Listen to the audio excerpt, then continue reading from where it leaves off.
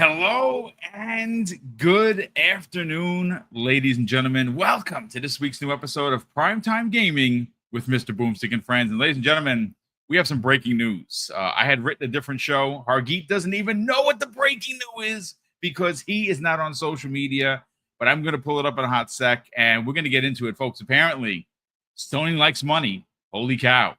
They're a mega corporation that is getting their lunch eaten by Xbox on their own store. And they pulled out a move that shocked really the PlayStation community, like stopped them dead in their tracks. And of course, we're talking about last week where it was reported and confirmed that there is a position to a Steam head, if you will, third-party publishing. And basically, it's been confirmed that they're going to be putting their games on PC, on Switch, on mobile, but more importantly, ladies and gentlemen, on Xbox. And we know that has been happening because Helldivers 2 releases in a couple of weeks. But that's the story, folks. Apparently, thanks to Windows Central, and I will, of course, read the article verbatim, give credit where credit is due, and add that to the show notes. If you want to go click on it and, obviously read the article for yourself, you can do that. Hargeet, how are you feeling? And again, get ready, because while you're talking, I'm going to email you the story to you. It's pretty hilarious. How you feeling, brother? Welcome back. Yeah, good stuff. I guess the breaking news is kind of interesting, but look, there's a lot of talk about that. Project Magnus and Yes. Orion, and what's the portable? What's starts with a C? I can't even remember the name of it, but Project something, the PlayStation portable thing that they're trying to work on.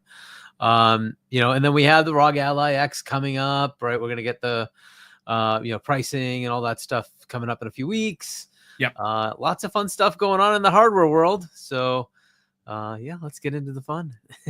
Well, you know what? I have the article in front of me. Okay, once again, this was posted just a couple of about an hour ago. Can you see it? I emailed you.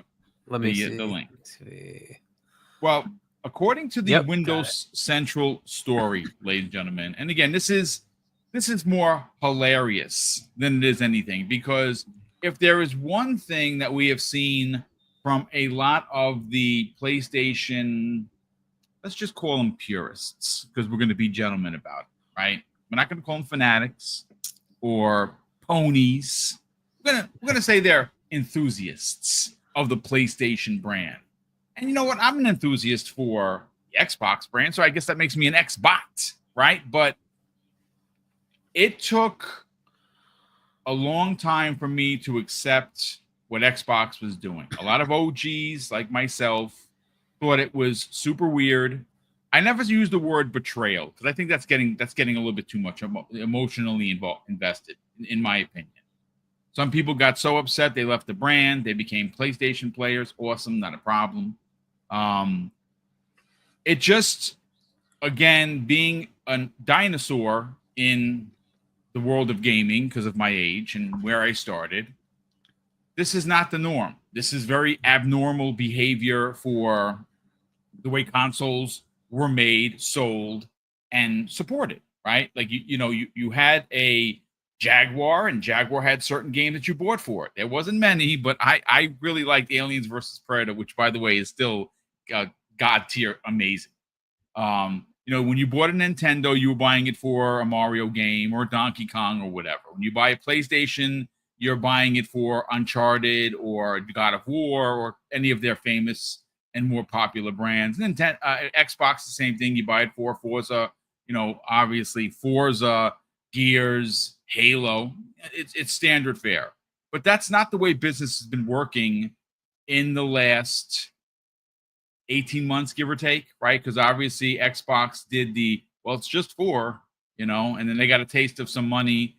And obviously the talking heads, which are the money people in charge, they wanted them to move forward with this multi-plat scenario. And they have done it. They've been there. And right now they are eating PlayStation's lunch because 6 of the top 10 most sold games are Xbox games. Now, I saw some people trying to defend that, saying that, well, you know, it's only 2 new IP and the rest are multi-plat, so it doesn't really count. Listen, people are weird, man. People are super weird. But Hargi Chani, I want to bring into question this Windows Central argument and article. It goes on to say it was all PlayStation. Helldivers 2 CEO comments on how the popular co-op shooter arrived on the Xbox. And it was written by Adam Hales, published 2 hours ago. And the opening paragraph suggests and says, an unexpected but welcome move as a PlayStation or as was PlayStation pushed to get Helldivers 2 on Xbox. Arrowhead CEO tells fans, I quote, it was all PlayStation. So I want to just scroll down because it is a bit of a chaotic the way it's written, but I do want to get right to what he had to say. Now, the Helldivers 2 CEO, his name is Jason Martzin. And he goes on to say, well, he was actually, I'm sorry, it's not. It's Shams Jorjani. And he's actually answering a question for Jason Martzin. And it says, when he's basically saying, thank you guys for bringing Helldivers 2 to Xbox. Well, Shams Jorjani goes on and responds and simply says, it was all PlayStation. Send them your thanks. We were all in support of it, of course. Now, this really does go against a lot of the rhetoric, Hargi, that has been on the socials. Now, listen, you've heard Paris Lilly say this before, and I got to agree with him. The internet is not real. Social media, ladies and gentlemen, isn't a real place. It is a place, and it has a lot of people who have a lot of really big opinions and a lot of anime,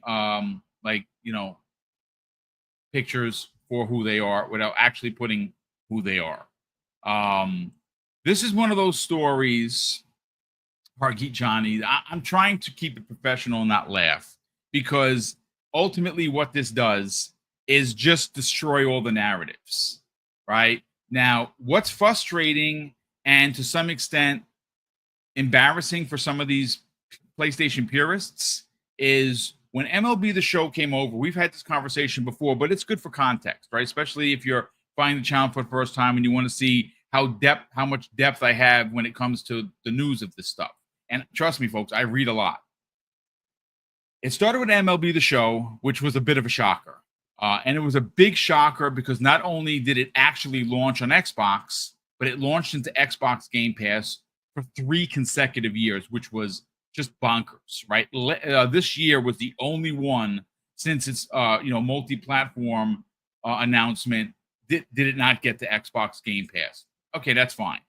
And of course, we know the story. It was a push by MLB. And basically, it was either an ultimatum for Sony: either put it on multiple platforms or you lose the license. They'd rather keep making the game because they make money. Right now, if you just saw MLB The Show is in the top 10. It's a gas game for Sony. It does make money for them. It's doing very well for Sony. It's one of the few things that are actually doing well for Sony, right? So, of course, last year you had Death Stranding 1, which obviously we know the story there. Kojima purchased the IP back from Sony, took total control of it, and through his partnership with 505 Games, launched it for $20, by the way, onto Xbox. I bought it. A lot of people bought it. A lot of people enjoyed it. I mean, look at Jamie Moran. He talks about it all the time. He played it, beat it, loved it. And there you go. And that was apparently a Kojima move because he wanted more people to play his game. And that's fair, right? Well, now we come up to what's happening right now. Helldivers 2. Helldivers 2, we were under the impression that it was Arrowhead Studios who pushed for this. And Hargi Chani, it turns out that, in fact, is not the case. They're supporting it, of course. because most developers, when you put your heart and soul into a game, want as many people to play it. And now on August 26th, a lot of people on Xbox, including myself, are going to be lining up to enjoy it because, again, it's a phenomenal game.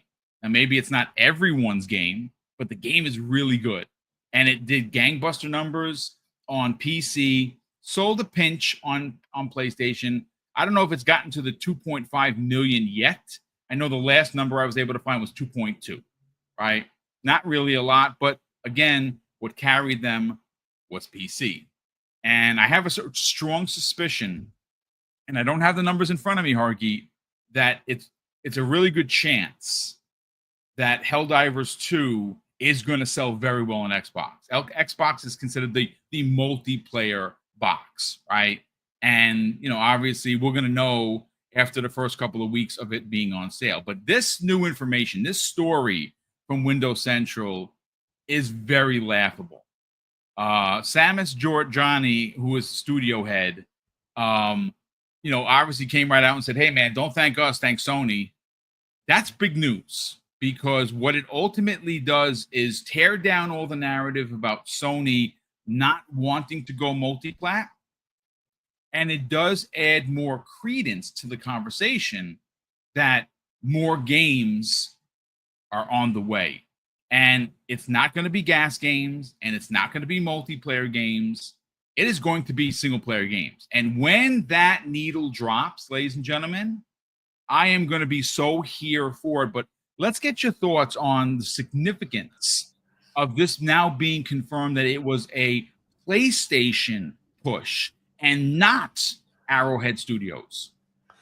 Well, I guess it's just a little bit more confirmation, right? Look, ultimately, Sony had to approve this, and it looks like they actually wanted to see or test the waters as to what happens.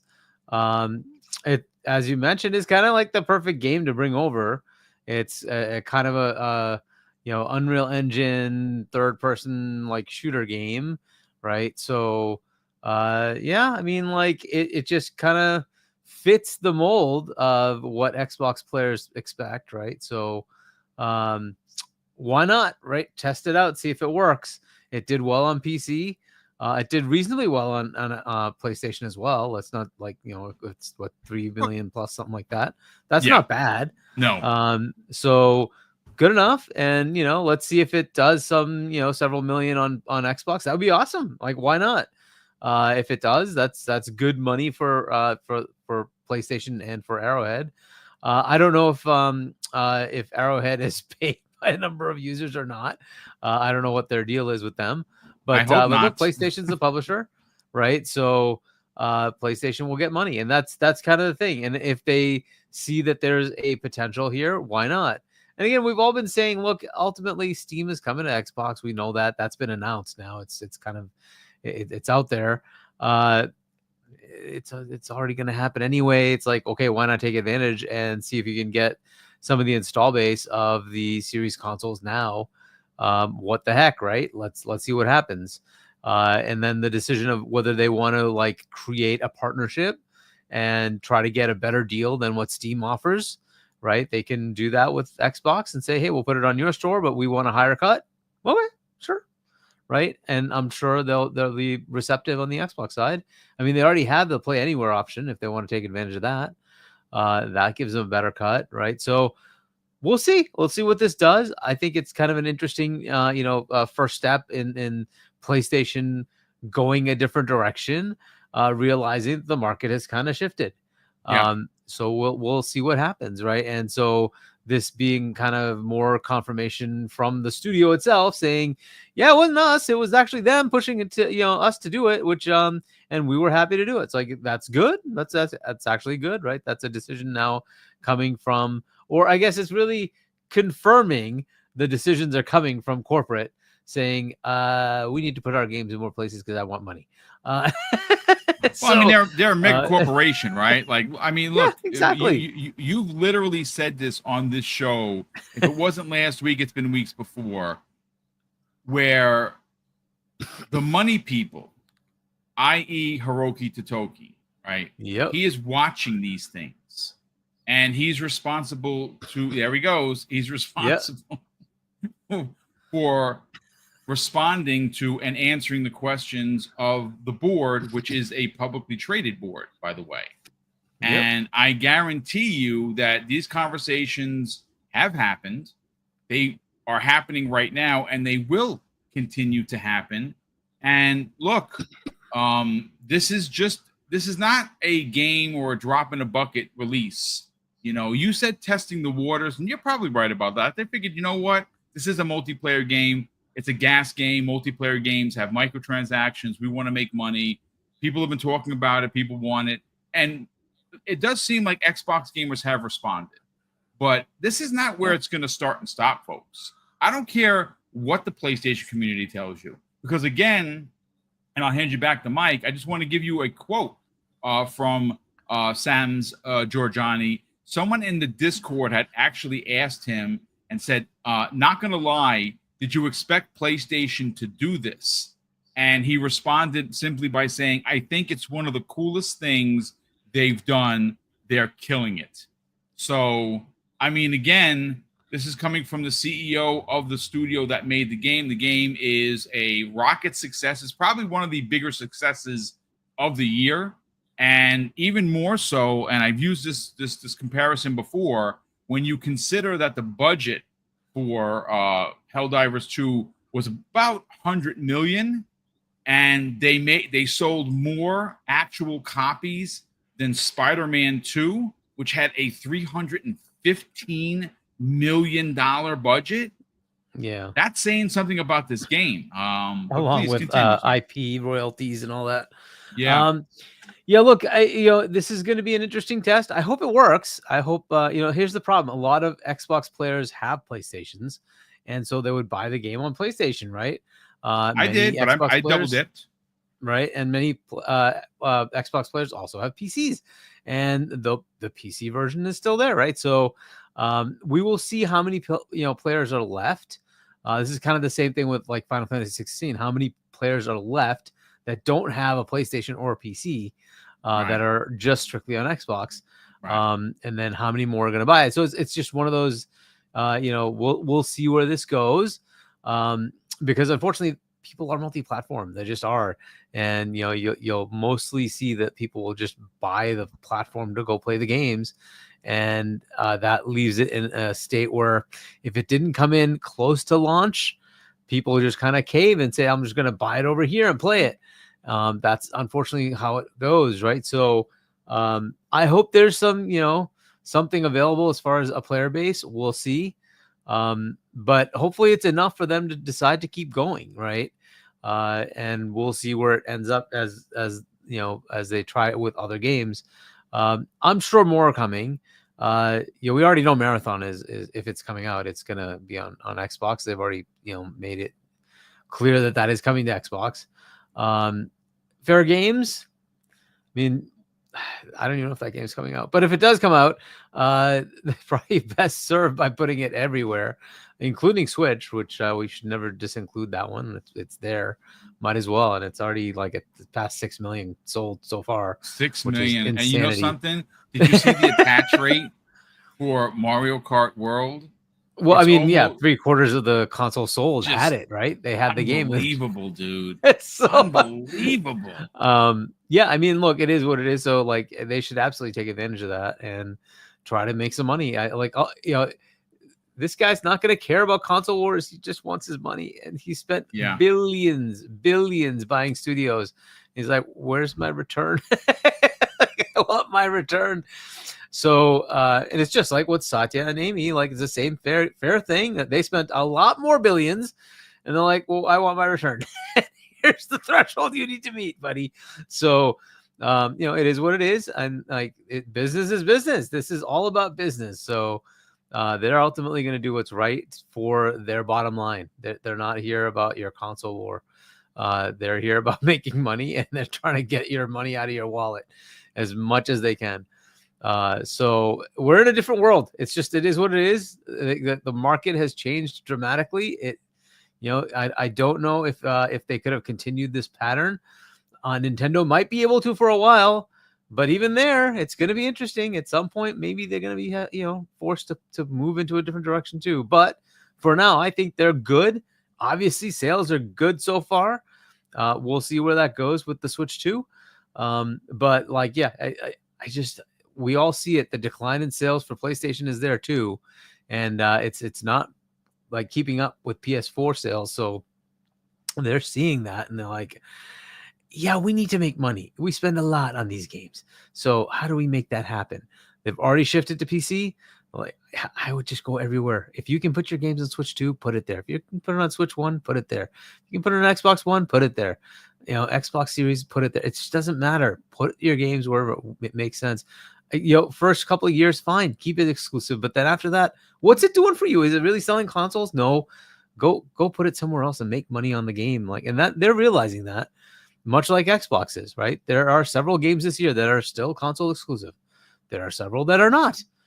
But they're realizing the same thing. Hey, if I've got an IP that's sitting around 4 years, 5 years, 6 years, 3 years, why not make more money out of it by putting it elsewhere? Like, let's just get the money, and that way we can keep funding our business operations and give you more games, right? So I'm assuming they're doing the same thing. Now, like, we hear rumors, and like, I don't know if they're true or not, of like that job posting was something that was a job that already existed and all that.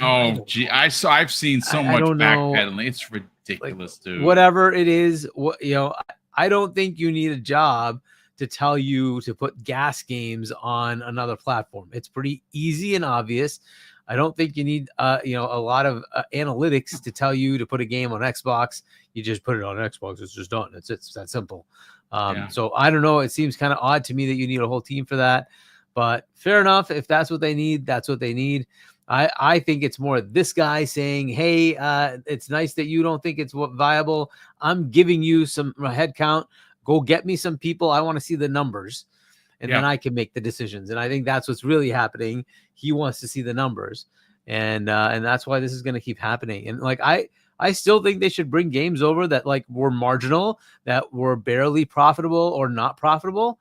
Bring them on other platforms and see what you get. Like, if you sell a couple 100,000 copies, it's money. It's just money sitting there, just with nothing, almost very little effort. If it's already on PC, then bring it over. Just bring it over. And like, whatever, you sell 200,000 copies, why not? If you sell 1 million, you're making gravy. It's just, why not? Like, why not make the money? And if you can get a Game Pass back, I'm just saying, it's possible. Why not? It's waiting to be taken. I mean, look, it's one of those scenarios for a lot of fans. They don't like it. And I totally get it, folks. I totally get it. There is a difference, though, where it's old school fans like us, like older generation people like us that grew up with the whole console war stuff.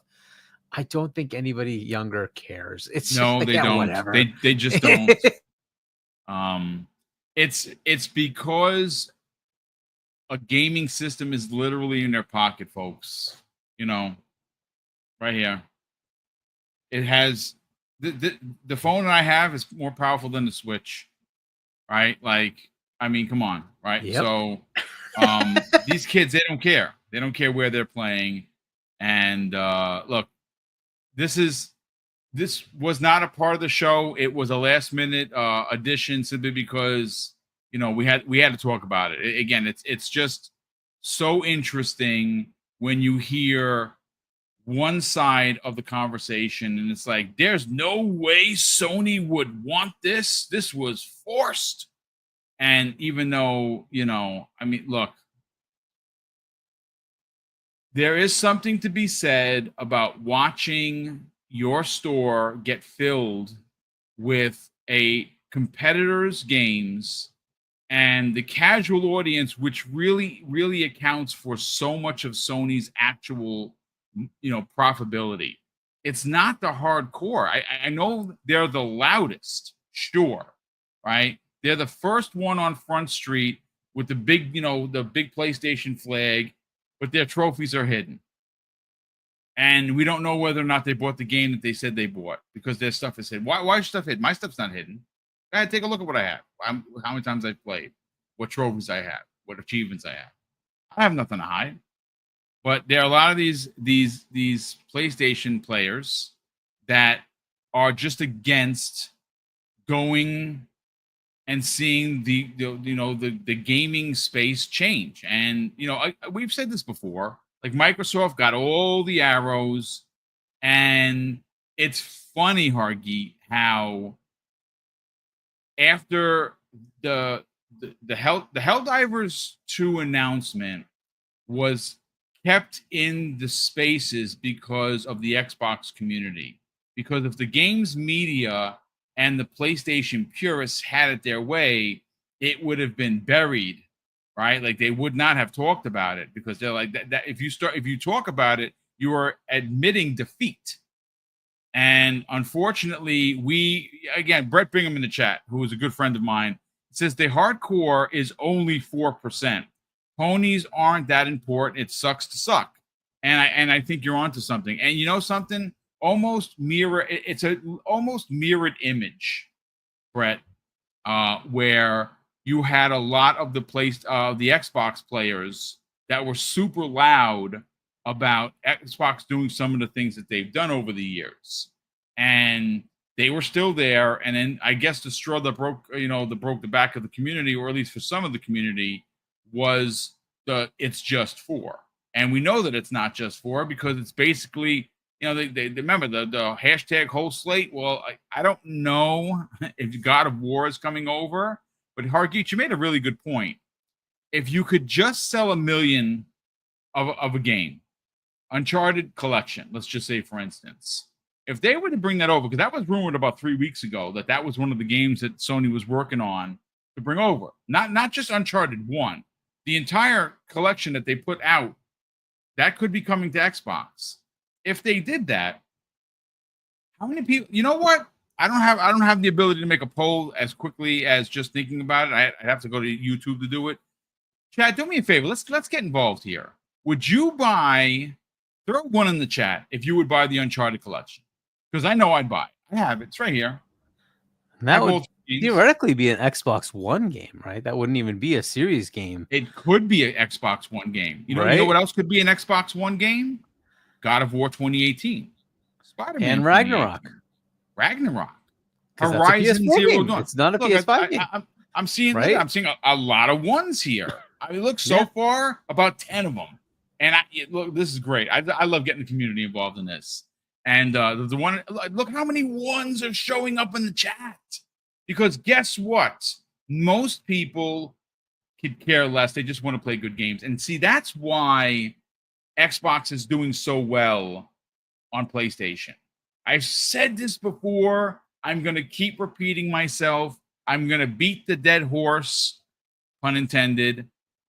They just want to play a good game. They're not PlayStation players, PlayStation gamers, right? They're not ponies. They're just gamers, man. They really are. We got a lot of those gamers here in this chat that just want to come and hang out and express their love for gaming, hang out with the community, have a conversation without being, pointed at or made fun of. And that's what I love about this community. Look at all these ones. It's not that I'm a port beggar.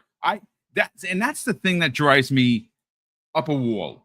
Like when people, how do you not know me? Like I've been doing this for now almost 8 years. I'm as transparent as glass. You know how excited I get about the PlayStation games.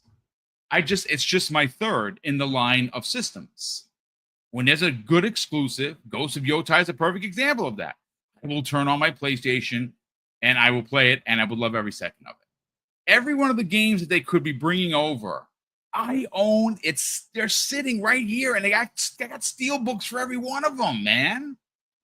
And guess what? Because I'm a gamer, and because I really do like the Xbox controller as opposed to the DualSense and just the PlayStation controller in general, I would gladly buy these games. And if I would buy them, I'm considered hardcore. I guarantee you there would be somebody that would be in the chat that's not, into the console war rhetoric or reading 10 articles a day like I do. They would probably see Uncharted for Xbox and they would buy it. And they would play it and enjoy every second of it. And, I don't know the technical aspect of it, Hargeet. You said that it would not be that difficult for a game that has already been ported to PC to then be ported to Xbox. Could you just quickly explain? Again, I understand it, but maybe somebody in the chat doesn't. Why would it be easy for them to do that? So the development kit, not the physical development, but the development kit backend for PC, it's the same as Xbox, right? They've unified it. And so once you make it for PC, it's generally the same development process. So it's mostly done. You're not like porting it to a whole new platform. So you have most of it done. The major headache is really just tuning, right? To say, hey, I've got the Series X with these limitations. How do I make sure it performs well in each scene, in each area? The Series S, how do I make sure it fits in the memory profile and gives me the same performance I want, et cetera, et cetera. So it's essentially that. It's not, hey, I got to redo all of it to match a platform. Now, a lot of these things are generally done if you're using UE or something like that, right? They kind of handle that for you. In the case of PlayStation doing it, it depends on which studio. A lot of them have their own engine, right? So they have to do the work to make that engine, work on a different platform. This is why it's easier because they've already done the work. They've already put it on PC. So they don't have to do that much more to just tune it to make it work on the Xbox. Whereas if they had to bring it to Switch, for instance, it's a whole new platform. They would have to make that whole process work within their engine and then, be able to tune it correctly to work on a Switch or Switch 2, et cetera, right? So that's why it's a little bit easier. It's not like it's like an overnight thing, right? But it's much easier because like 70-80% of the work is done. They've already got the engine running. It's good. You just have to kind of do the final steps, tune it for each area, make sure there's no glitches, right? Things like that, right?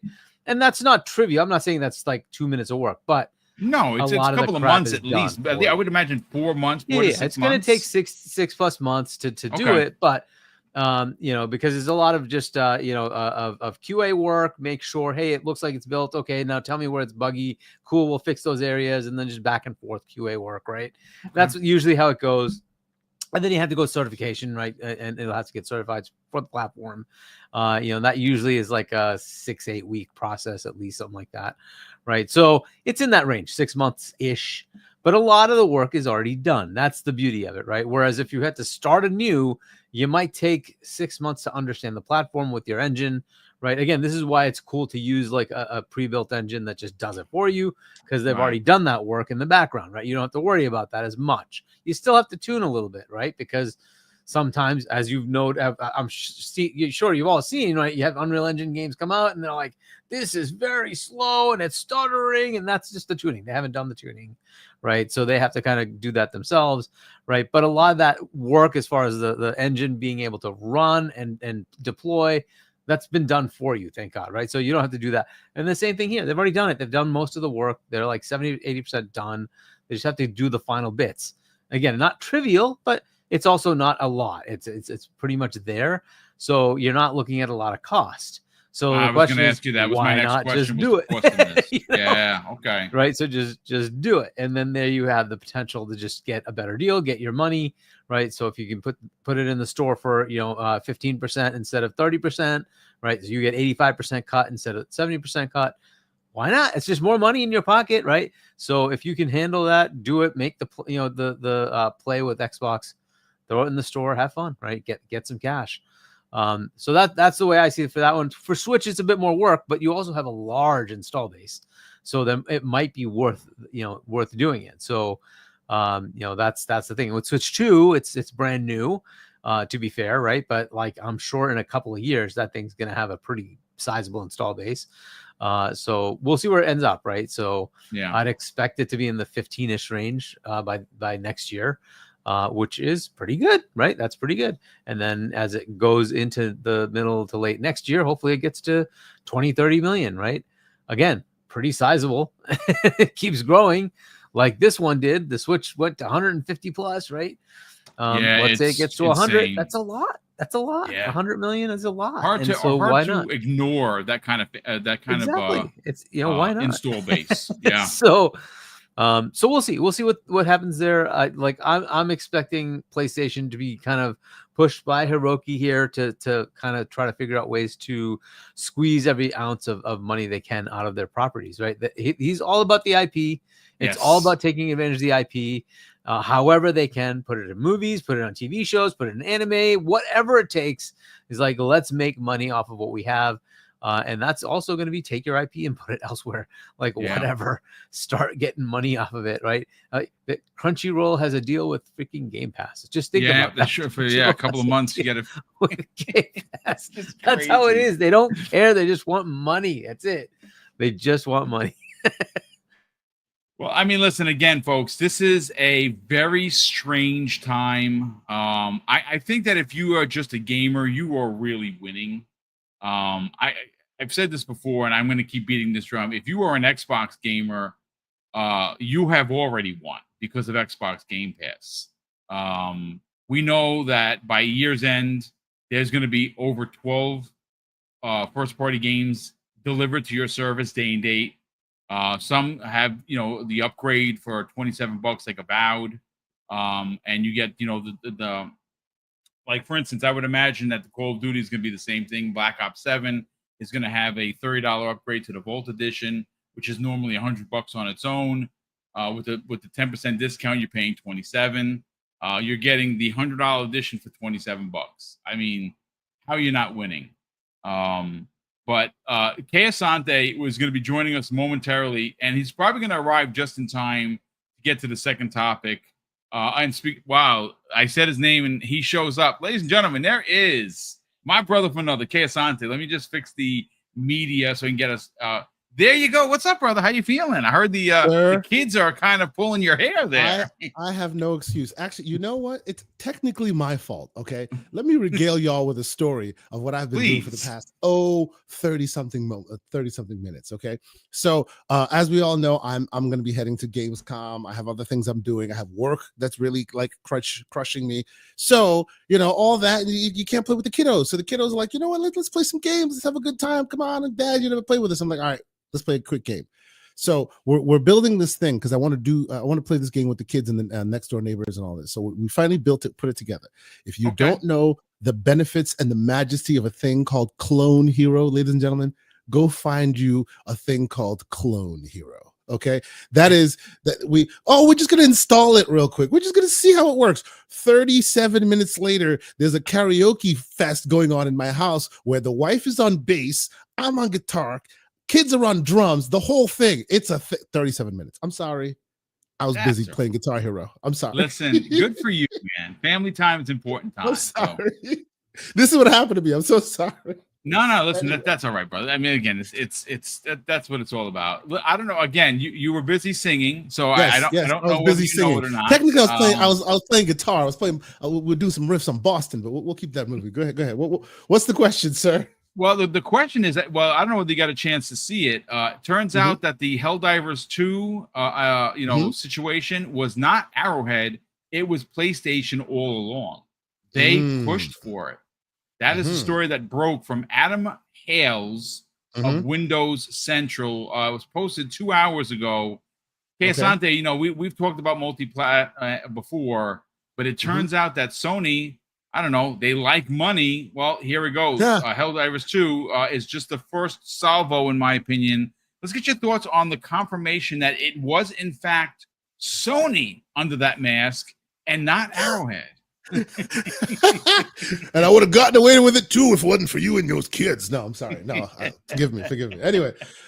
So first and foremost, because I've been running around playing with the kids and having a good time and all that, I'm a little peckish right now. So I will come here and I will lay it flat. If you originally thought it was Arrowhead, you need to go check your head. Come on, this is ridiculous. They are the employees here, not the employer, right? The IP owner says, "Hey, you come here. I'll give you money. You make my game." Okay, and then they dictate terms. What? They are the employees. They could easily be fired for another employee if they are not doing what they're supposed to do. So the idea that Arrowhead would have some kind of, say in it ultimately is ridiculous. Okay. the first, and I said this on this show some time ago, the first time I knew this game was coming to Xbox, and no one can tell me different, is when I found out how it was made. What, like, of all the engines, of all the development platforms and pipelines you could use, you happen to use your competitor's pipeline that has every single thing in place to make sure a port to Xbox is like turnkey. Seriously, your big, imagine that, right? Imagine like PlayStation comes out with their own version of Minecraft, right? Minecraft, and it runs on Azure. Excuse me? Like their version. The day I saw that they were using PlayFab to do this was the day I knew eventually this would come over, because it's too easy to port it over there and make more money. Why would you not do that? Unless you're like a loyalist that thinks that your brand is more important than cash in your pocket. Yeah. And no one's going to be that way. So I knew eventually it would come there. So the news that it was confirmed, like, okay, sure, it was confirmed, it's fine. But I'm surprised that it was a thing in the first place, honestly, because like the IP owner owns that IP. It's their IP. They own it, right? It's not a collaboration between Sony and Arrowhead. It's like Microsoft saying they're done with Perfect Dark, and then the studio says, nah, we're going to continue doing that. No, they are the employees, right? They were hired to do a job, and now your employer says they no longer need you for that job, and unfortunately there goes the game. So in the same way it was here, it is what it is, right? Like they knew they wanted to make money. They knew this game could potentially make a good amount of money, right? They put it on their platforms. They put it on PC. It made a big splash. Yeah. And now it's ready for someplace else. I am not surprised at all, like at all. Now, I do agree with those who say that Sony will more slow walk their inevitability to day and date because they have a more vested interest in keeping their platform solid with that hardware, since that's the main focus of their platform. So I can definitely see that. But the idea that, oh yeah, they're not going to do it, like, please. And the next question I want to know is who says this? Who thinks that this is the only one? Because I wanted to have a deep, long conversation with you if you think this is the only one. This is the same as the Just 4 crew. Like, come on, get ready. The floodgates are about to open. How they will open, logistically, how that will look, I doubt it'll look like Xbox's version of it. It'll look a little different, but it'll definitely open. Yeah. I mean, look, Harkeet, continues to harken back to something that, this is real common sense, is money. What's going to make the biggest splash, right? Is it going to be something like Returnal? No. I'll buy Returnal because I actually didn't play it. I know that it had a bunch of problems up front, but the game I've seen a lot of people love the game. I'd buy it on Xbox. I'd give it the old college effort. I didn't buy it on PlayStation, but I would buy it on Xbox for sure. But if you wanted a test bed, you wanted to, because again, the testing the waters is Helldivers 2, and we don't know where it is, where it's charting. I would imagine that after it comes out on the 26th, the following month, we'll know what the numbers are, how many people bought it. I have a strong suspicion that you might see a larger turnout on Xbox than on PlayStation 5. Now, if that happens, that's going to be a story. And if that happens, then you're going to see them, I don't want to say rush to get something done, because I think this has been in the works for a while. I've said this before, and I don't know whether you guys agree.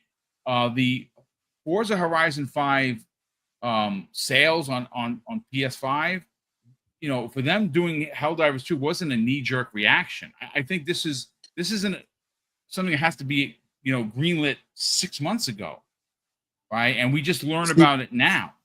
But boom, that idea, if that you're saying, if that happens, that would be news. If that happens, that would be like historical reference point that has happened before. Yeah, right. There have been other games that have happened exactly this way before, and because of that, they are more secure in the fact that, hey, let's put it out there. We know it'll make money, right? It's a calculated decision. And on our Discord, we've been talking about it for some time now. Like, those who feel that, they're risking their brand. No, they're not. This is PlayStation, right? Everyone likes to call them a lifestyle brand now. They are what Nintendo was in the 80s, right? And what PlayStation was in the 90s. They are the name of gaming. Oh, turn off that PlayStation, even though you're playing an Xbox. Yeah, right? your That's what mother they would are. tell you, turn off that Nintendo. Exactly, right? And you're playing Sega, Saturn, you know, the black box, you know what I'm saying? Like, right. That's what they are today. So because of that, actually, I would even argue more than even Xbox, they can play with their IP. They can play with their brand.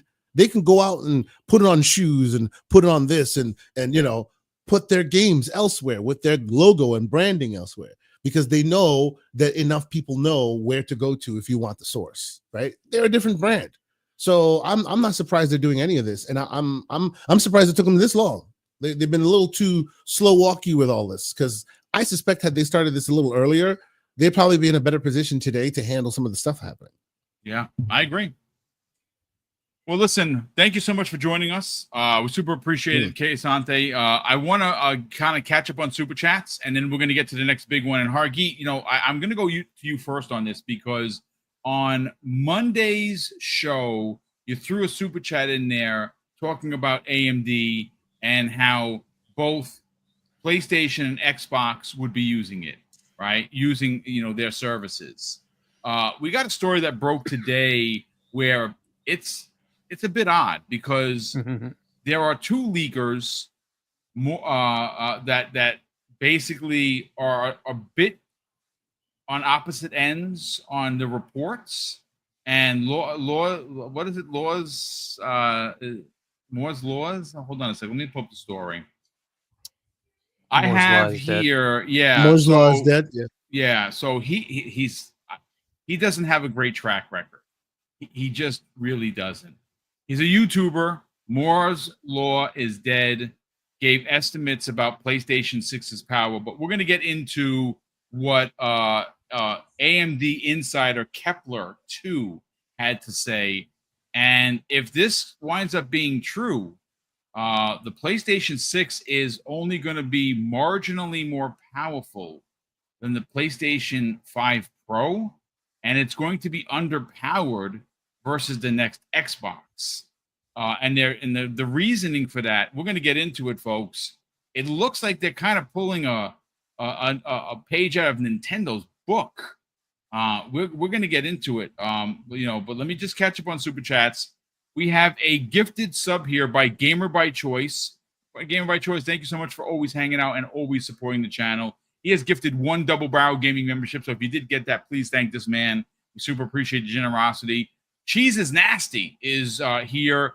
And I actually have one of his other Super Chats that we're going to use for context for today's conversation. But he drops, ladies and gentlemen, an outstanding $20 Super Chat. So Cheese is Nasty, thanks so much for the generosity, brother. Appreciate you being here. He says this: work in cyberspace and received my second pay increase this year. Well, congratulations, brother. That's good for you. He says he smoked deer's shoulder with sweet potato cornbread. Sounds good. Loaded baked potato or a loaded tater. No cheese. Well, of course, no cheese, because he doesn't like cheese. And hold on a sec. Let me get back, because I had to get. And he says he also had it with homemade blackberry cobbler. Oh, that sounds good, with ice cream. I bet it was vanilla ice cream, because that sounds really good, dude. Now I'm hungry. Keep up the good work, man. Well, brother, that's very kind of you for sharing that with us. And of course, thank you so much for the generosity. We should get Kay Asante back here momentarily. But Brett Bingham drops a very generous $2 Super Chat and says, when everyone plays, we all win. Phil Spencer. Now, and that makes sense, right? Mac22, we've already discussed this. He says, yo, Boom, did you get my message on Xbox? Hey, Argy. Yes, I did. And I got all of the gift cards. We're packaging everything up tomorrow. And all of the winners will get shipping tracking information, mailing everything out Friday afternoon via FedEx. Let me just bring Kay Asante in here. There you go, Kay. Welcome back. We also have JT Koo in the chat, who's been a channel member for 15 months. He says the next Xbox in 2027 will be the best video game console ever. Good evening, guys. Yeah, I mean, if it is what they say it is, and the rumors are true, It's going to be something. But folks, again, I got to continue with the super chats. But you know what? I'm going to save my thoughts because I do have some pointed thoughts about what's happening next year. I mean, there was a rumor that we talked about the other day where there's going to be multiple or potentially multiple OEM devices launching next year. That kind of puts Sony in a bit of a corner, so to speak. We'll get to what I think about it. Hiroki, this is a $5 super chat, an additional very generous $5 super chat from Brett Brigham. He goes on to say, Hiroki Totoki is like, this is good. I remember this episode. Stewie lending Brian money off of Family Guy. You got my money? Hits him with the bat. Where's my money? Where is it? Yeah, I love the fact that he goes and tells him you had money to buy that fake mustache, but you don't have my money, and then he breaks his leg. Good stuff all around. Gamer by Choice drops an additional very generous $5 super chat. He goes on to say, people that don't want to realize PlayStation and Xbox games are swapping platforms will live in their own world where it doesn't happen, but real world is here. I mean, some of these people, I guess they're going to go to Nintendo, and then when Nintendo does it, they're going to be on an island. I don't have an answer for anyone that's still bent out of shape, but it's just, folks, it's the world. But I do have a report here. This comes the way. We also got another one. I don't know if you saw that one yet. I did. Let me see. Hold on. Let me go back to it. I was just the messages, comments. Okay, we did get a wow. BT Maverick 707 has gifted 10 double barrel gaming memberships. Brother, that is crazy generous of you. BT Maverick, thank you so much. Appreciate that very much there, Hargeet. Yeah. Thank you, BT Maverick, for the generosity, brother. Super appreciate it. And we got a chance to hang out and actually have dinner in June. It was a lot of fun meeting him in person. That's why I go, because it's meeting all the people. That's so much fun, man. And I don't want to jinx myself, but I have yet to run across anyone that was a bit of an a-hole. Like really all just genuine gamers that just want to talk about games. It was a lot of fun. So BT Maverick, brother, thank you so much for the generosity. But Hargeet, I'm going to go to the story, and I'm going to go to you. Now, of all places, this comes away of comicbook.com. Now, I could have pulled another, video game website, but I like comic book. I'm there all the time because, like I said, folks, I do like the trades, and I'm a big stand for the MCU and the DCE. Well, it's not the DCEU anymore because James Gunn's running. It's the DCU. But this story was written by Justin Joy. It was posted today, folks. Earlier this morning, it says next generation Xbox will reportedly be more powerful than the PlayStation 6. And what's interesting about this is because there were two YouTubers that are considered leakers when it comes to hardware. And there is an insider. He's an AMD insider. His name is Kepler L2. He's predicting that the next generation Xbox will be slightly more powerful than the PlayStation 6. And of course, this comes after YouTuber Moore's Law is Dead gave estimates that the PlayStation 6's power is placing it roughly equal to NVIDIA's GeForce RTX 4080.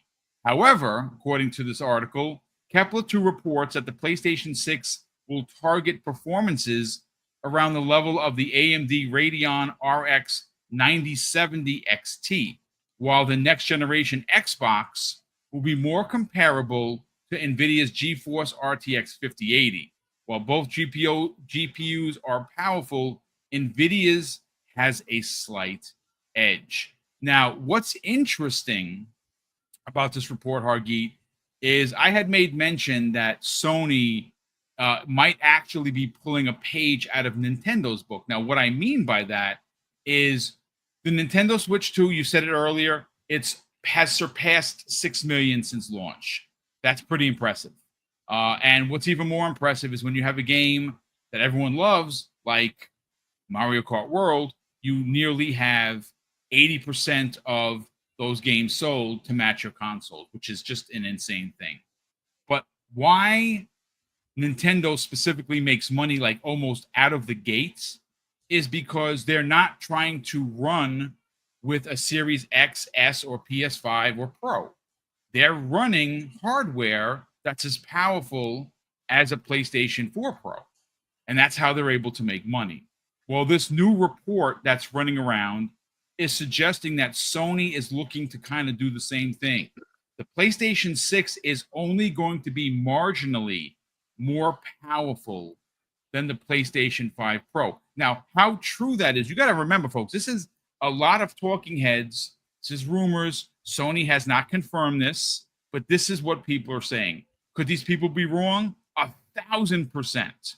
But the one thing that we know for sure, Hargeet and Kayasante, is Xbox is going for power. Xbox is changing the game once again by having this open source box that is not only going to be made by them, but next year, according to Colt Eastwood, you know, he did a couple of videos that just completely charted unbelievable numbers, that next year we could have several OEM Xbox devices. And you know why this really does put Sony in a bit of a bind? Because there are rumors that Sony's PlayStation 6 isn't launching until 2028. Now, you, Hargeet, had said you think it's 2029, which is just bonkers. I don't know how they would be able to maintain that so far out, to be honest with you. But I'm going to say this. Let's just say for shits and giggles, ladies and gentlemen, that it is 28. It's holiday 28 for the PlayStation 6. If next year, Hargeet, they release an Asus OEM under the TV box, that's an open source thing like the handheld is going to be. The handheld is going to give you the ability to play your Steam games, your Epic Game Store games, your good old games, and your Xbox content, right? That's coming this fall. The price and launch date are happening where Kayasante is going to be, and that's going to be at Gamescom 2025. If they release this console, and again, I'm just spitballing here. I don't know for sure who's going to be the OEM console, but it makes sense that if they have a partnership with Asus right now for the handheld, it makes sense that they have a partnership to bring forward this magical box that's going to be underneath your TV. And now, again, that the rumors of that is potentially $1,000. I mean, I'm in day one. That's not stopping me. But that's going to jump Sony by 2 years, Hargeet. And again, I do want to bring into context what Cheese is Nasty had to say. He basically asked this question, and I'm sure that both of you guys, because you're the big brains of the show, could answer this. He says both companies are using AMD for the next generation console. So is there going to be a difference spec-wise? Now, in that super chat that you had dropped, Hargeet, you had made mention of the teraflops. And I believe you said that the Xbox would be somewhere above 50. I don't recall what the... All theoretical. And again, it's a theory. It's all in theory. But based on some of the specs that we've seen, what would be the teraflops and how much power would one have to the other? So let's first preface this with the leaks that we had for PlayStation 6 were like 2 years old. Okay. And things have changed since then, like things like Pisser 2.0. Well, they've dropped Pisser. They're going FSR, right?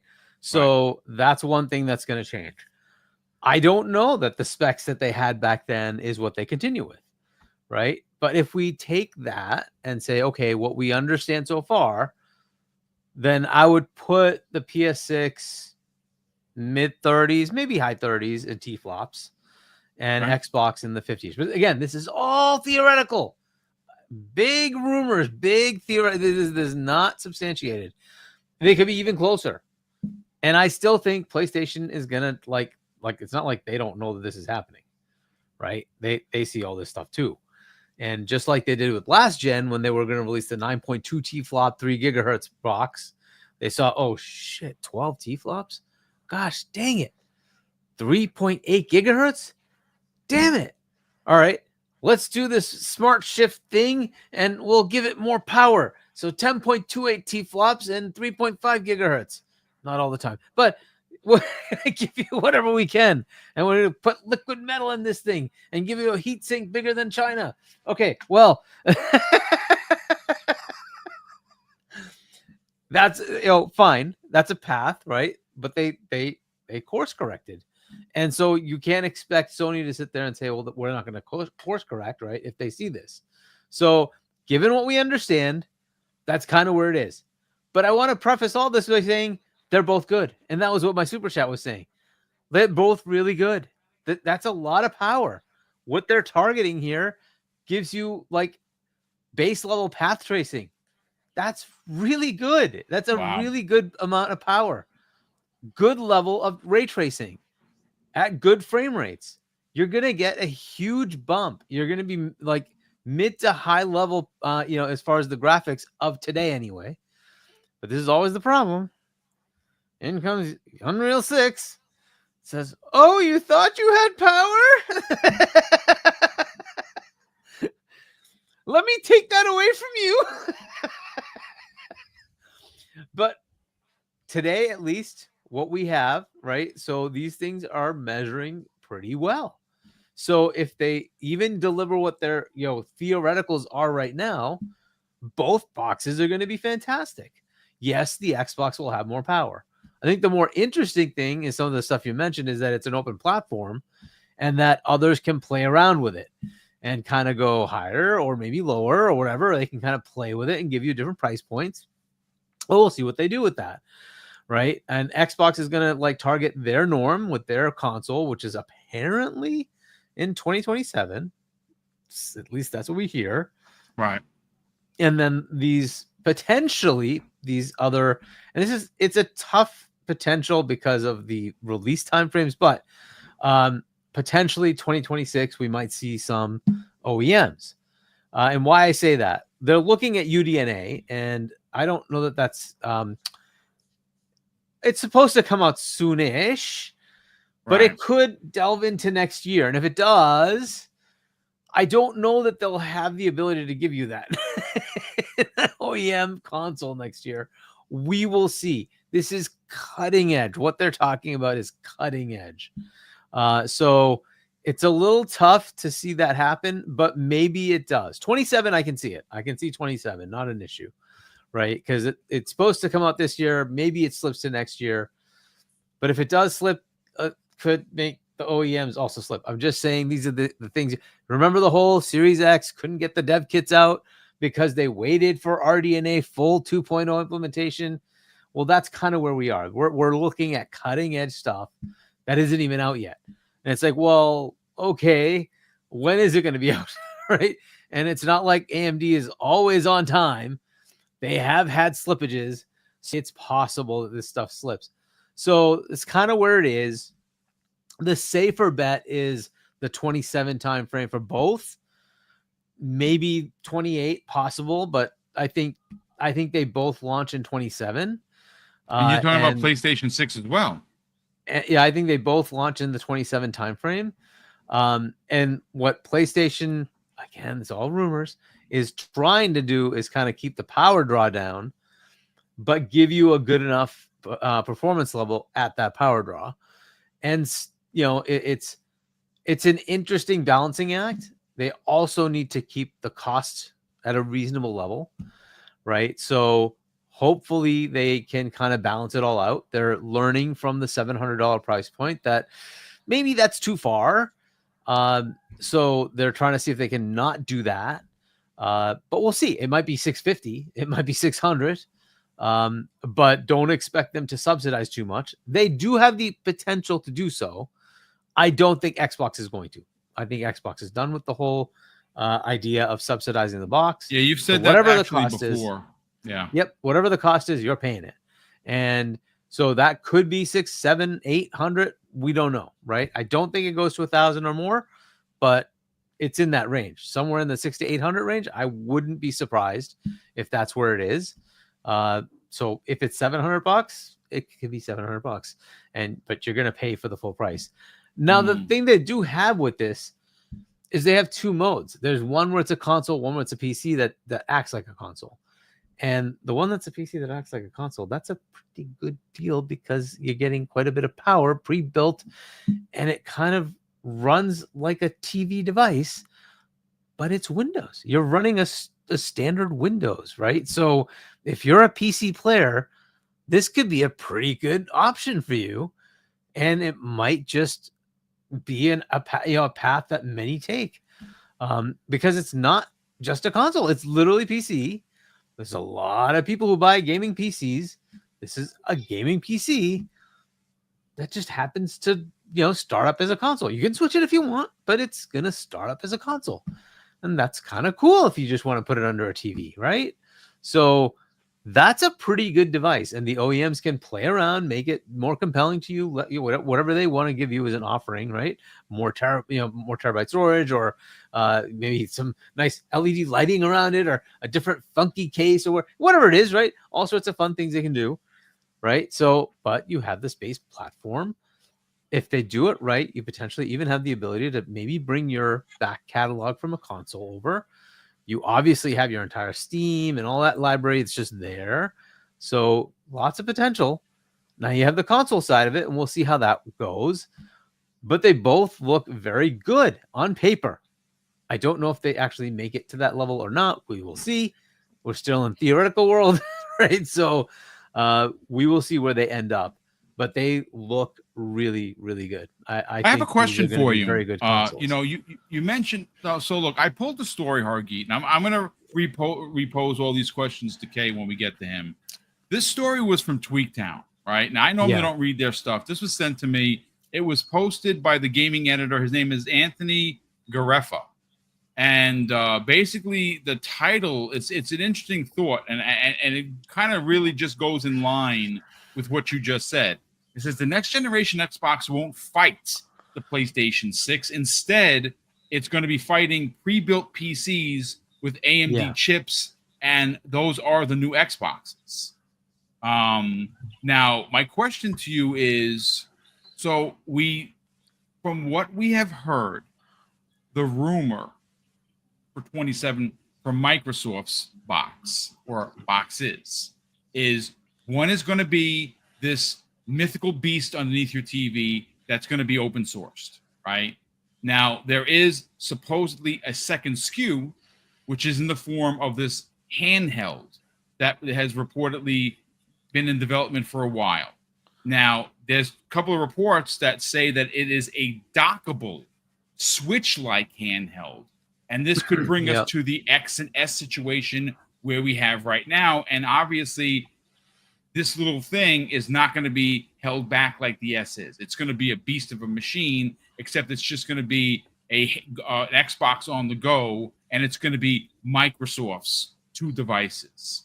My question to you regarding the OEM stuff, let's just say, for instance, next year, 2026, we do get this Asus partnered Xbox. Do you think there's going to be, like when I built Mrs. Boom's, I've told the story before. When I built her Alienware laptop, I mean, I didn't physically build it myself. I went to the store, I picked out the parts, I checked out some parts that she wanted more memory. We got it. She wanted a bigger, SSD. We got it. She didn't care about the video card because she doesn't play games on it. But I put a 4070 in there. Do you think that is there a chance that someone that just wants a new Xbox can just order the base model? And is there going to be the ability to, let's say for someone like me, like I'm not a PC guy, I never will be, but you give me an opportunity to power this Xbox with my part and with parts that I want. Like I'm going to spend the big bucks. I'll spend $1,200 on this thing, just like I would be. I buy a pre-built. What are your thoughts on that, man? So possibly. I don't want to say it's entirely possible, but look, they're trying to create a platform that's going to have a spec GPU CPU. That doesn't necessarily mean that they're going to force the amount of memory, but generally these things are kind of, designed in a way to have the GDDR7 that they want kind of there. But look, this is where design comes in. is to how do you place the memory on the board in a way that it gets the least amount of resistance back to the CPU and all this fun stuff, right? Okay. So these are things they could play with. And if they want to, if an OEM wants to, I'm sure they could work a way where they decide to allow you to upgrade it. That's possible. Or they just give you more. They just say, hey, you have 4 model options. And this one, just like today, you see many of these things where it's like you spend uber amounts of money. It comes with the ultimate amount of memory, the ultimate amount of storage, the ultimate whatever, right? All that stuff is just there. You don't get to choose specifically what you put in it. You just choose the higher SKU, and it just comes with more, right? So you take like the base Steam Deck, for instance, and it comes with like eMMC memory for storage, and I think it's 512, so whatever, but and then or 256, something like that, and then an amount of memory, and then if you say no, I want to spend $800. Okay, cool. You get like SSD storage, and it has a higher amount of memory, et cetera, right? So you can kind of just do that kind of thing, right? So OEMs could offer whatever they want there. They just have to design it out to make it work, right? So this is where the partnership, AMD, along with Xbox, along with these OEMs, can give you those kind of choices. But I wouldn't expect you to say, I want, this vendor's memory and that, well, that makes sense. I don't think it's going to be like that. But I think you would be able to pick a SKU that happens to be more, right? So you can do that if you'd like. But I also think there's very high likelihood they'll have revisions. So you'll have the 2026 edition, you'll have the 2028 edition, you'll have the 2030 edition, because things change and they don't have to lock it down anymore. So the whole generation thing could be very interesting, right? If they make the console, it'll probably still be there for like 5 to 7 years, but the platform can keep evolving. And if you wanted to go get a mid-gen refresh, just buy the OEM version and you can go get that if you want, right? So they kind of just change the game when it comes to that whole console generation thing. So yeah, I think that is a possibility. And on the other part of the like release timing thing, there's one thing that they do have advantage of. They're not going to necessarily wait for a dev kit because there's no dev kit. It's just Windows, right? So you don't need the dev kit, but unfortunately they still need to have the microcode there. They need to be able to make a chip. They need to be able to test it out. That process unfortunately does take time. And if you want to be able to ramp up shipments, that's where I'm kind of concerned. If RDNA 5 hasn't even come out yet, if UDNA hasn't come out yet, it's like, yeah, I kind of think they kind of need to have that microcode ready and be able to say, okay, now we can put it in your APU, your specific custom thingy, and then go test, run it and see if it works. And then, fix all the issues, because there's going to be issues. And it's like, well, okay, I just don't know that happens within the next, 15, 16 months. I just think it's a little tough to fit it in there. It close. Yeah. So unless it's out, if it came out this month, I'd say, okay, you have a chance. If it came out in the next 3 months, okay, you can squeeze it in. But it's really tough because you usually need like hardware. It needs like 5-6 months of testing and working it out. And then once you have it, then you can start ramping up. It's unfortunately, it's just the way it is. Thankfully, they don't need a dev kit because it's just Windows. They don't need a dev kit, but it could be tough, right? And if they try to just eke it out and say, we're going to release it like in December of next year, just because, and then they have like 100,000 units because that's all they can make.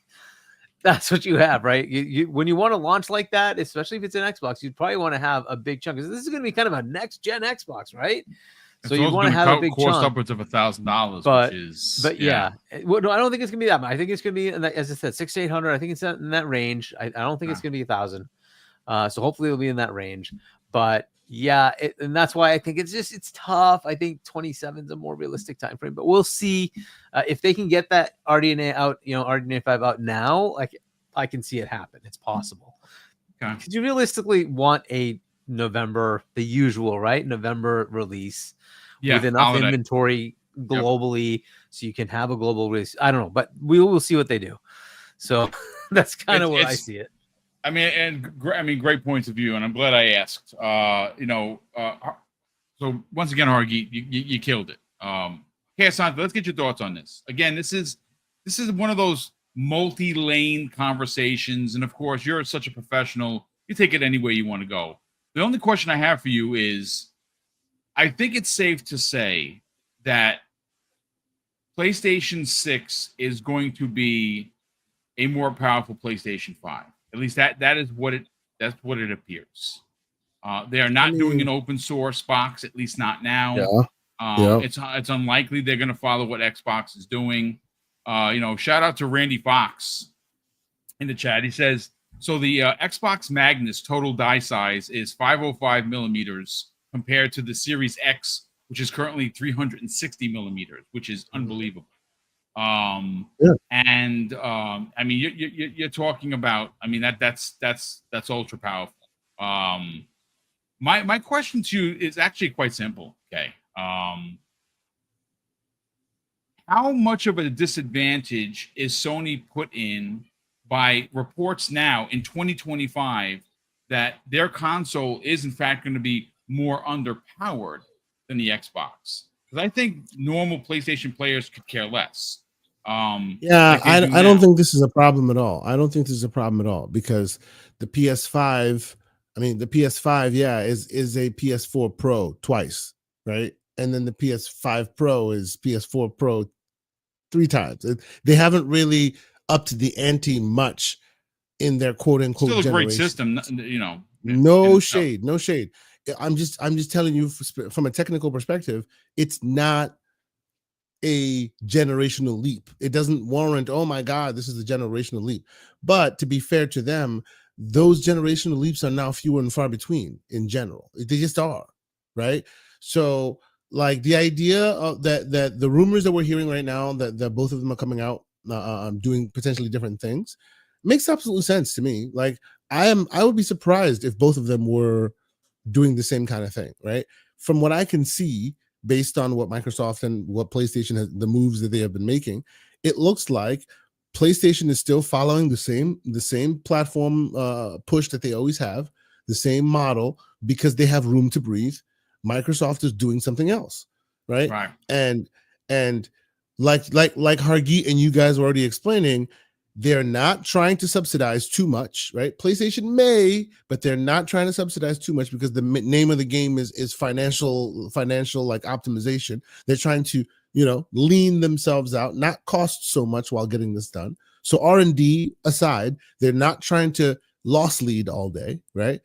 And they're also not trying to blow away all the goodwill they have with their consumers. So to Hargeet's point, they're also not trying to come out with a $1,300 console. PlayStation isn't, right? So more often than not, I suspect you're going to still again see a console that's around that $4 or $5, at most $600 because they've learned the lesson from the PS5 Pro, right?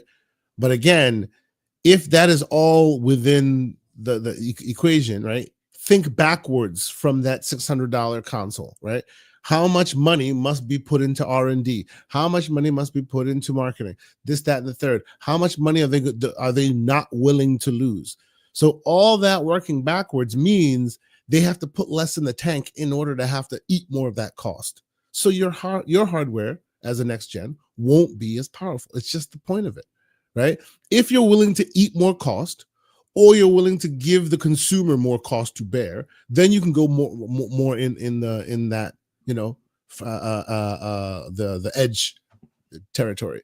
But you're not willing to do that. You want to keep costs low, which is amicable and righteous because consoles should be around $400 or $500, right? We shouldn't live in a world where a console is now $1,300. So I think that's a very good move. But if you think of it logically, they're not like something must give in order for you, consumer, to get something more powerful for that money, right? Either they're going to charge you more, which they're not gonna, or they're going to take more of a loss, which they're not gonna. So all that means it's like I would say 20% at most. You probably going to get by optimizations of the next gen. We shall see, but that's what it looks like, right? Which makes perfect sense because Z1 to Z2 is about 20-30%. Hey, look at that. That's how it works these days in hardware, right? Now, Magnus is a different beast.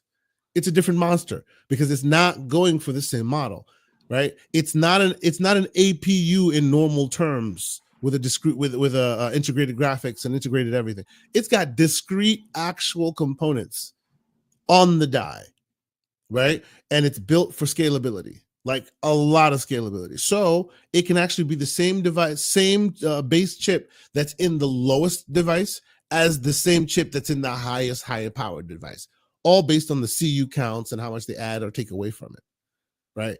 Like they have built this thing for mass scalability at a high clip.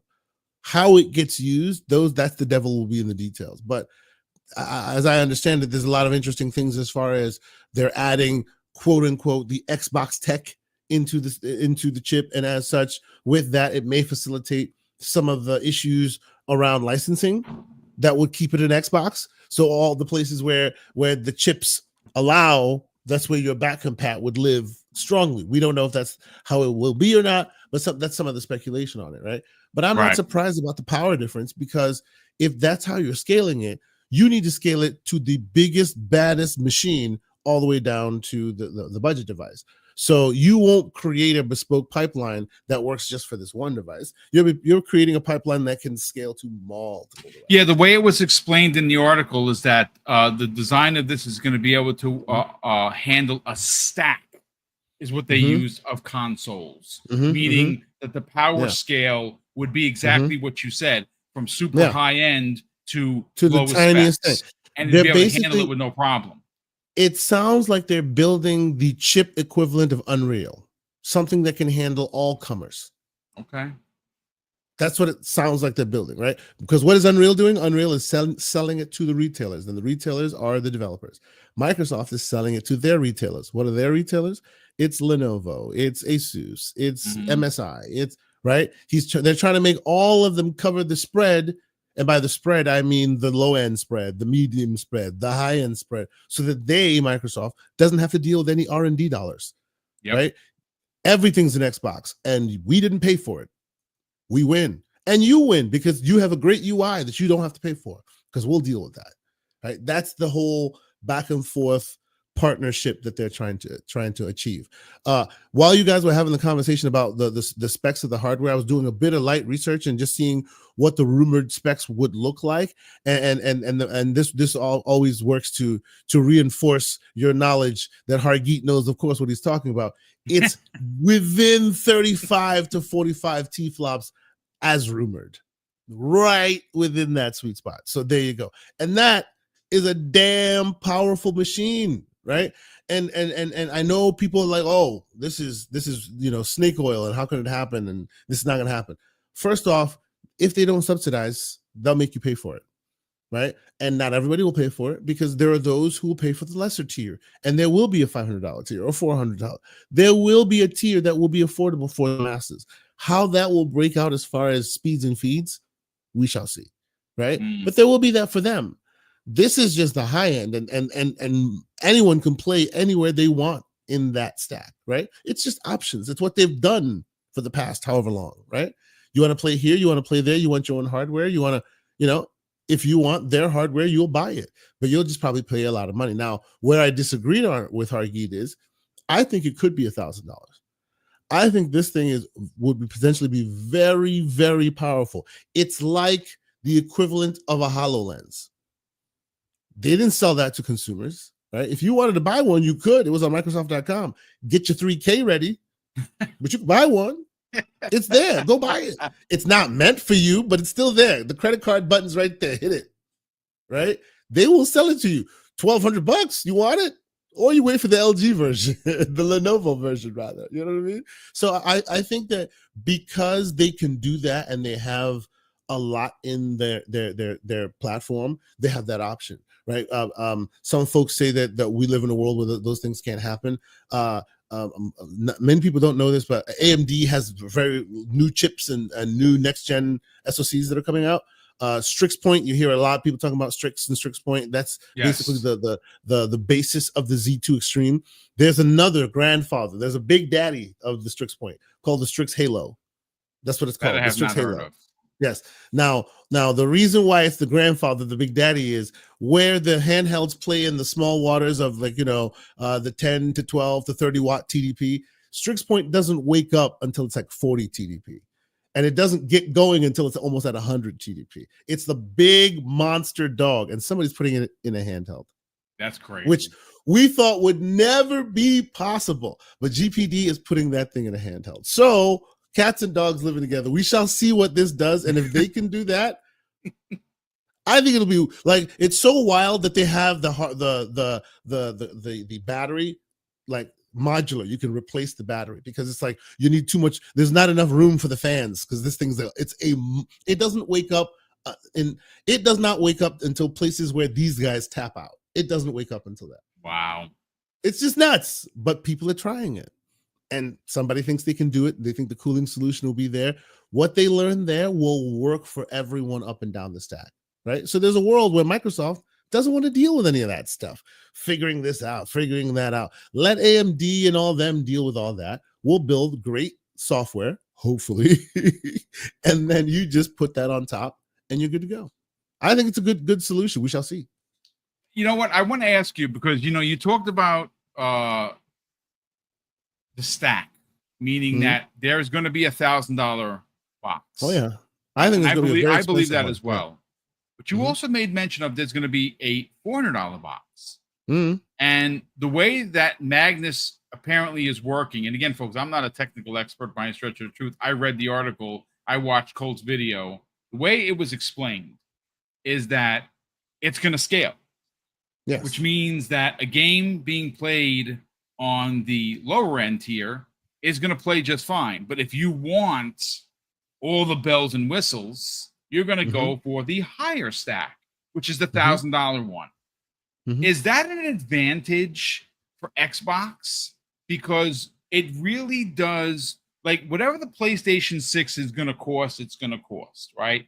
The rumor with PlayStation and the PS6 is it's going to have 2 SKUs. It's going to have a handheld, which we don't know very much about, but supposedly that's the rumor. And there's going to be the PlayStation 6. And again, folks, this is all rumors. Take it with a grain of salt. They're saying between 6 and 700 for the PlayStation 6 is what they're saying. They haven't talked about price with the handheld. We don't know.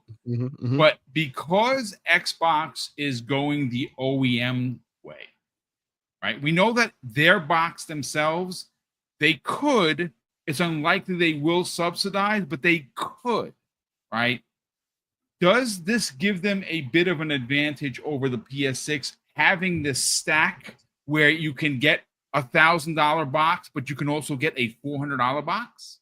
So honestly, in that world where they were on the same like Battlefield, going back and forth, and we talk about Battlefield, and then there's a monsoon that just erupts behind you. No, different Battlefield. But in that same world, having the ability to kind of engulf your competitor is an interesting thing to do, right? But we don't live in that world anymore, right? Like, we don't live on that battlefield anymore. Microsoft woke up one morning and went, the battlefield, F that, baby, we could buy the whole planet. And they just took their ball and went home. Like, we don't live in that world anymore, right? So, like, while you are right that from an ecosystem to ecosystem play, from a platform to platform play, hey, this gives you far more options and gives you far more iteration possibility, right? So the idea of, generations, 5 years. Yeah, every 2 years, you could choose to upgrade your hardware if you so choose. And this kind of new platform could facilitate that, right? And it wouldn't be like, you're forced to, but maybe this year you buy the LG, the Lenovo version, next year you buy the Asus version because they come up with something different or better that facilitates that willingness on your part to go buy, right? So honestly, I think that they are, like, you are right that their options give them a leg up, but we still live in a world where the Switch, I'm sorry to say, and PC will always be the lowest common denominator, right? So games being made will always have to account in some way for the lowest common PC. And so, are you suggesting that the Switch 2 is holding back the gaming space? The slander, sir. Do not clip that, ladies and gentlemen. He's doing that on purpose. Of course, I'm doing it on purpose. Look. If the Switch wasn't a mainstay, if like handheld, like gaming devices that we know and love and are so around weren't as prevalent as they are, then I think that whatever Microsoft does here with these chips and these designs could put a real like stamp on the industry, because that scalability that we talk about, it goes even further. It's scalability in CPU versus GPU, where GPUs scale easy and CPUs don't. Right, so CPUs are complex to a certain level and they stay that way, but GPUs can go make beautiful or make less beautiful. That is possible, right? You can't make things dumb and then complex. They either are or they're not. Right. You saw what Barrett said? He said the lowest common denominator is the Xbox Series S, worst console in gaming history. Slander. He is past his villain arc. He's now just trolling. Like, stop it, sir. But yes, so the reason why, like I think this will be super interesting is like that scaling that they're talking about. If they were to put a benchmark out and say, okay, from now on, this and this and these the chips that we say are now Xbox chips and will move forward, that means a lot of devs have to now use that as the benchmark to move forward, right? Because a lot of them will be in the industry and a lot of them will be available to purchase on whatever device. That would shoot technology and basically complexity in games up drastically. Okay. But we don't live in that world, because the one that sells billions and like is the one that everybody loves, and you know the attach rate is 2 to 1 and all this.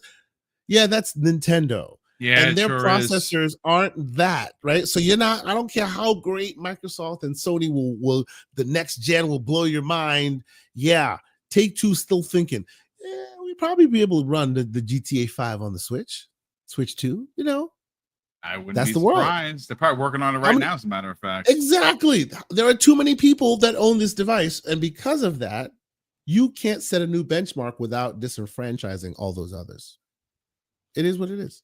I mean, listen, again, this is one of those conversations that I'm so glad and honored to work with Hargeet and Kay Asante on a regular basis on Wednesday evenings, because this was great. I mean, I understood every and I've been doing a lot of reading on it to kind of keep myself up to date with what's going on with the next generation of games and consoles, for that matter. I am hoping that the next Xbox is in fact what we all dream it is, and it's an open source box. Because again, this is not slander, folks. These consoles are getting expensive. I don't know if the world itself is going to course correct. I know we don't talk politics here, but Trump literally just said that he did 100% tariffs on semiconductors. He literally just announced that. Someone put it in the chat. We don't really talk about politics here. It's gross, but that's semiconductors is what they use to make consoles. So of course we just make mention of it. That's not good. So I don't know how that's going to affect console prices. It's going to shoot everything up. We know that Nintendo's old console is being raised, which is just crazy at this point. But I want to say this, folks. This has been one heck of a show. A little over, pinch over 90 minutes. Big thank you to Hargeet and, of course, Kay Asante for hanging out with me here on Wednesday, as they always do. A big thank you to all of the super chats and the generosity through channel memberships and gifted subs that we had happen today. Mrs. Boom and I do greatly appreciate the generosity. A quick mention again, everyone that won a prize on last Thursday's show, all the gift cards have been acquired. We're packaging up everything later this evening, or I'll be doing it tomorrow morning. Everything will be mailed out on Friday. I've got in touch with all the 10 winners, which is great. So again, congratulations to everyone that did win one of the prizes. Those prizes will be going out on Friday, and you should have them by Monday, depending on where you are. And of course, we got to get everyone out of here, folks. It's again, 90-minute show, and I don't mind the shorter shows, to be honest with you. I know a lot of people want us, 3-hour romps. Kay Asante, you know about that on Saturdays, because sometimes your show goes to 4 hours. But Hargeet Chani, let's sell the brand of your book that you wrote called Emergence. We also know that you have a YouTube channel. We also know that you're on a bunch of other podcasts. We'd like you to sell the brands there. And of course, if they want to reach out to you, they can't do it via social media, and good for you, but they can reach out to you on Discord if they want to catch up and drop you a message. Talk about it, brother. Where could people find you on Discord, potentially buy your book, and more importantly, subscribe to your YouTube channel. Absolutely. So my channel is HuggyChani1 on YouTube. If you want to subscribe, my book Emergence, pick it up, shop.shiny.us. I'm HChani on Discord if you want to check that. And I'll be on with C Money and Doodle on Friday, 8-ish p.m. US Eastern Time on Point for Gamers. And then we will still be skipping this Saturday with Fonz. He's still in the middle of the move, but we will come back the week after. So look forward to that. And then Sunday I'll be on with WebDave, of course, 7 p.m. US Eastern. So check that out. And then we'll be back next week. See what's going on with all the craziness. I tell you, usually this time of the summer, we're all like struggling to kind of figure out what the heck we're going to talk about. And it's just been nonstop news. Like, honestly, and Gamescom is in a couple of weeks. You got the Tokyo Game Show in September. Then there's going to be a little, I don't want to say a lull. I think there's going to be a lot of news still. But the next show after that is the Game Awards. And obviously that's going to close out 2025. It's been one heck of a year. Again, if you're a fan of ninjas, this has been the year of the ninja. You got Ninja Gaiden 2 Black. That was a surprise shadow drop. You have the new Ninja Gaiden side scroller, which is dope. I bought it. The Shinobi demo I played through twice. Oh my God. God tier Sega is back. Telling you. Mafia releases tomorrow. I cannot wait to play. It looks really good, folks. Don't get all hung up about, oh, it's only 10 hours. The game is going to be dope. I'm telling you, it looks amazing. But sell the brand, brother, because I know that you do 4-hour shows on Saturday. And we try to avoid that, but sometimes we can't help it, man. Sometimes you just got to keep on talking. So talk about it, brothers. The Gaming Circle podcast, 10 a.m. Eastern Standard Time, right. Saturday mornings. Sell the brand, brother, where they can catch you, Everborn Saga, and a host of guests that join regularly. And more importantly, where can they follow you on social media? So actually, the next big, probably 4-hour show, which I'm going to put him on the spot, which we haven't planned yet, but we've already talked about, will probably be Hargeet defending 1998 against all comers. That's what's going to happen. We have this new format. Every once in a while, we like to do a Oxford-style debate where somebody comes and defends their position on the best year in gaming. 2007 won, and when 2007 was having his debate, Hargeet Chani was in the chat being wild and slanderous about 1998, saying it could rip everything apart. So we're going to do that. So we're not sure when we're going to do that, but soon enough, you will see Hargeet Chani in an Oxford-style debate defending his position. We do that. I love it. So much fun. Saturdays, 10 a.m. standard, 10 a.m. Eastern Standard Time. Next week we will have a show, but the week after we will not, because obviously there will be Gamescom, and Everborn Saga will also be on a trip. So we will be back after that. But yeah, the week coming, we still have a show. So come check us out. 10 a.m. Saturday mornings. Follow me on the Twitters and the YouTubes and all those places. I follow you back, and when the show goes live, you'll know that it is live. But thank you guys so much for being here as usual. Well, appreciate you guys being here. Appreciate the chat being here. We had over 600 people on a Wednesday evening. We definitely appreciate you checking out the show. I will be cutting this into a smaller format, so at least for the second topic, because I know it's a hot topic with gamers.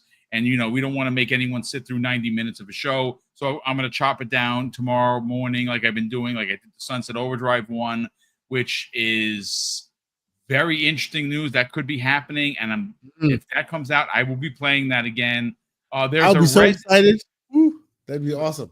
Oh, yes, me too. There's a Red Dead Redemption 2 story that we're going to be talking about on Friday's show. Apparently, it was Rockstar's backup plan for GTA 6 missing this year, and apparently there is a next-gen version for the PlayStation 5, a PlayStation 5 version, a Pro version, as well as Series X and S, and I never beat it. I got to the 6th chapter and stopped. I don't know why. I would gladly play Red Dead Redemption 2 again from the start on next-gen consoles. I hope that happens. And I don't know if smart delivery is gonna help that for Xbox. It would be kind of dope if it did, but if I have to buy it, I probably would buy that game again because it's incredible. But ladies and gentlemen, thank you so much for hanging out with us here. Again, tomorrow, 12 p.m. Eastern Standard Time, myself and C Money are going to be chopping down some of the topics that I'm literally writing that show as we speak. Shout out to Jago6 in the chat. Salute to you, kind sir. Thanks so much for being here. And listen, folks, I could talk about games all day long, and I really appreciate the fact that people tune in every day to check out the shows Monday to Friday. And of course, we would not have a show if it wasn't for you fine folks. So thank you again. And of course, I'm going to close out the show with something that's incredibly important to me, ladies and gentlemen. Hopefully one day it'll be important to you. And that's something that my dad taught us when we were kids. And he would say, Craig, treat others how you want to be treated. And also, it doesn't cost anything to be nice. You live by those rules, son. I can guarantee you're going to have an awesome day. So take care, everyone. And we'll see you next week on the newest episode of Primetime Gaming with Mr. Boomstick and Friends.